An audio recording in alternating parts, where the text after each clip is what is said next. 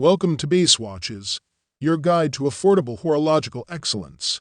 In this video, we uncover the gems of accessible timekeeping, exploring one of the 5 best watches under $500 and that you can buy in 2023. Join us as we navigate through style, value, and craftsmanship, showcasing timepieces that redefine affordability without compromising quality. Whether you're a seasoned collector or a budget-conscious enthusiast, this guide will help you discover the perfect timepiece. Let's embark on this journey of affordable watch discoveries together. The Timex Marlin hand wound is a testament to the company's commitment to blending vintage aesthetics with modern functionality. The case of the Timex Marlin comes in at 34mm wide and about 10mm thick. Sure, 34mm might seem completely out of the question for most guys in 2018, but I found the watch to look perfectly adequate on my wrist, especially when pairing it with something like a casual sport coat. The entire case is also completely polished, which I guess is appropriate for a 60s-style dress watch like the Timex Marlin.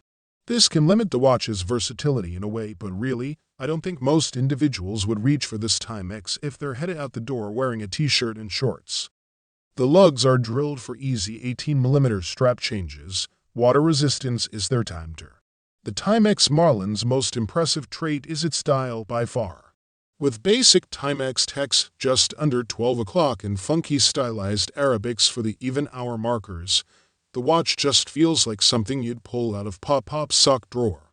When the Timex Marlin reissue was first released, one of the biggest mysteries surrounding the announcement was the hand wound movement and where Timex had sourced it from. For about a month it seemed, nobody really had any answers since Timex never specified what the movement was, and all we got was the sticker on the watch that read MOVT China. But after emerging from the black hole that is Reddit, I've found that some users seem to suggest that Timex actually settled on the Seagull ST6 with the automatic winding mechanism removed. It's an odd choice for sure, but it gets the job done. Overall, I think the Timex Marlin reissue will continue to be a popular model for the brand moving forward. Citizen, a Japanese watchmaking giant founded in 1918, is renowned for its commitment to innovation and cutting-edge technology. Citizen's NJ150 has a diameter of 40mm and a lug-to-lug span of 49mm. The watch comes with quite a few links, and you can drive them out with a pin punch, such as the Bergen 7230. The watch wears similarly to the PRX automatic, I must add. Both have a 40mm diameter, whereas the long-discontinued Oyster Quartz models were 36mm. The height of the Citizen NJ150 is 11.7mm, which is quite modest for a modern and affordable watch.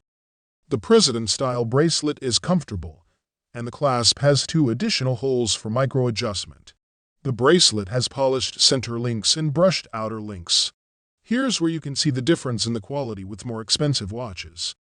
The brushing is shallow but not a deal-breaker.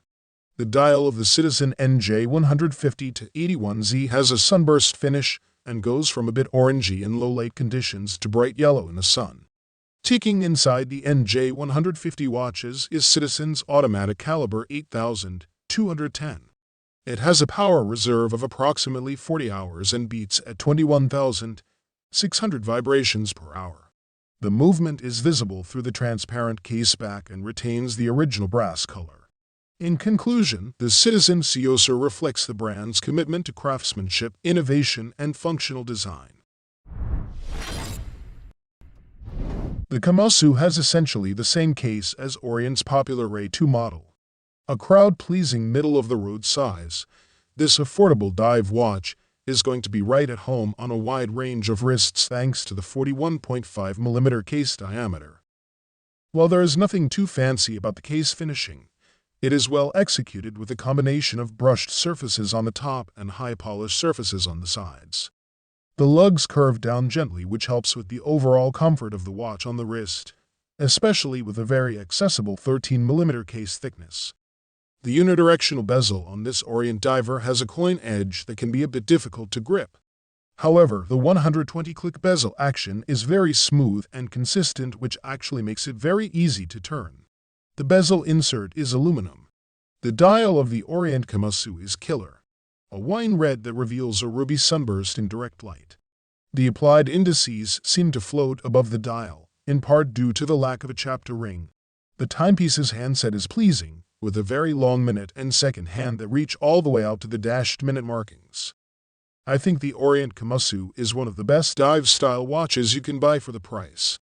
It is an absolute spec monster for its price bracket. You will be hard-pressed to find another dive watch with a sapphire crystal, an in-house hacking and hand-winning movement, a screw-down crown, 200 meters water resistance, killer lume, and a bracelet at this price. The Orient Mako 2 does an excellent job of presenting a case profile that's familiarly accessible while still retaining some unique flair. Measuring 41.5 millimeters in diameter, 47 millimeters lug to lug, and 13 millimeters thick, the Orient Mako 2 is incredibly wearable with these classic dimensions. My favorite aspect of the case is how well the Orient Mako 2 transitions surface changes. For example, the case sides are highly polished, but the top of the case and lugs are matte brushed. The line between the two surface finishes is almost indistinguishable. The transition just seamlessly occurs without a harsh, sharp line transition point. It's a note of refinement that I feel like doesn't always get mentioned when folks are talking about the Orient Mako series. It's easy to miss, but there's a wonderful sunburst sheen effect on the dial. It adds a very dynamic fluidity to the blue hues of the piece. The rich blue creates an excellent contrast for the applied dial markers by allowing them to pop. The original Orient 46,943 caliber that launched with the Mako back in 2004 was actually a legacy Orient movement dating back to the 70s. In fact, the 46,943 is actually the result of Orient striking a technology licensing deal with Seiko for the brand's popular Seiko 7006 caliber. I'm honestly quite surprised with the Orient Mako 2 bracelet quality. To match the classic subtype case, the bracelet features oyster-style links. The tops of the links are brushed while the sides are polished. There are obvious pros and cons with the Orient Mako 2, however, this piece has something that many watches try for but can't achieve. The Timex Timex Reissue is a modern iteration of a classic design from the 1970s. Showcasing Timex's ability to blend heritage with contemporary style. The case of the Q is neo-vintage goodness through and through. With its hooded lugs, the 38mm case embodies the 70-watch design, and it features an appealing mix of finishes. The transition from one type of finish to the next is relatively well done for the price, and it looks to be better executed than what I've seen from other Timex products at this price point. The watch has a slim profile, measuring 12.4mm to the top of the domed acrylic. The case is segmented via a multifaceted mid-case, the caseback, and the bezel in crystal, so the whole thing looks and feels much slimmer than its dimensions might suggest. The bezel is non-ratcheting and rotates in both directions with a satisfying degree of resistance, and the classic Pepsi color scheme of the insert is easy to love. The teeth offer a nice tactile grip, and the top of the bezel sits on a blue platform that rotates along with the bezel. It's a nice little pop of color, and it also helps to visually break up the case profile. The movement inside the watch is a Seiko SII Epson PC33, a relatively inexpensive quartz caliber designed for a number of different Seiko, Loris, and Pulsar models. One quirk of this caliber is that it has a day and date at 3:0. In conclusion, the Timex Timex Reissue 38mm is a well-executed homage to a classic design, showcasing Timex's ability to reinterpret its heritage for a modern audience. If you guys like this video or this video helped you, please give the video a like. Links to all the products mentioned are in the description below. If you are new to the channel, hit that subscribe button. Till next time, I will see you guys later.